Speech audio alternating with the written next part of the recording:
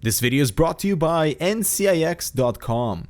Great technology, selection, and service. Hey guys, Eber here with Canucks, and in every keyboard review we mention how saturated the market is. You either focus on design or release a new switch to attract attention, and Steelseries with this new keyboard has done both.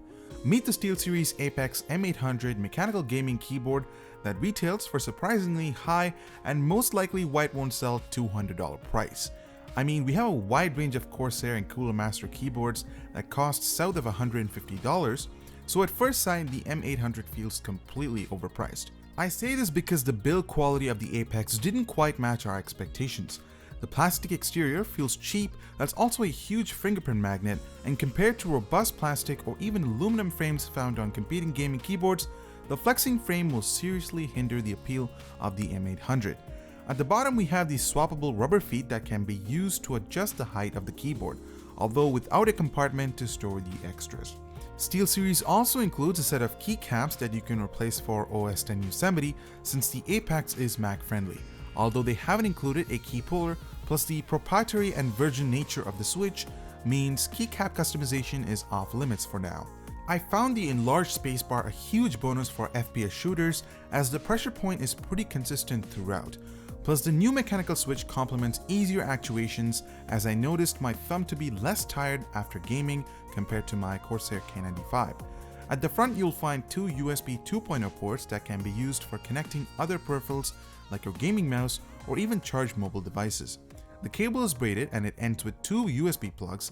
It comes with a proper logo at the tip to help differentiate between other cables that you may have plugged in into your machine. There are 6 programmable macros located on the far left side of the keyboard, which can be assigned through the driver software.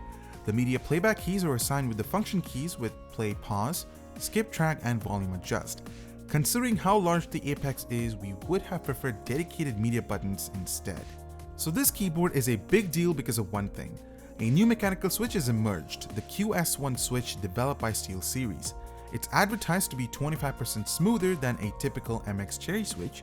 Actuations felt much faster than MX Red switches, since the travel distance is only 3mm compared to 4 on MX Red, and actuation point at 1.5mm compared to 2 on MX Red. It requires 45 grams of actuation force, and the switch is linear. There's no clicky feedback to tell when your registration occurs, but the fast response and super quick bounce all account for satisfactory fingers. It doesn't feel like a mechanical switch though. It actually kinda reminds me of a membrane keyboard, but with redesigned mechanics for longevity and eliminate all the mushy and sticky problems you experience with the membrane. The keys are extremely low profile, and I have to mention how quiet they are compared to my K95. They are by far the quietest mechanical switches I've experienced. Let's take a listen.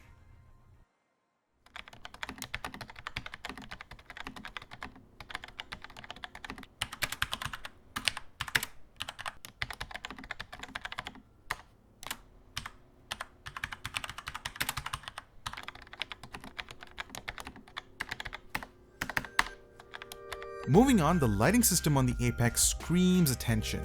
This is by far the most in-depth color customization on a keyboard we've ever reviewed.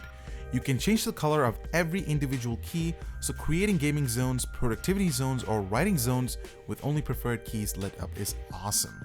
These LEDs have received the RGB treatment with 16.8 million colors, and the LED is centralized to eliminate that common brightness gradient found on MX switches, and overall quality of vibrance and brightness is fantastic.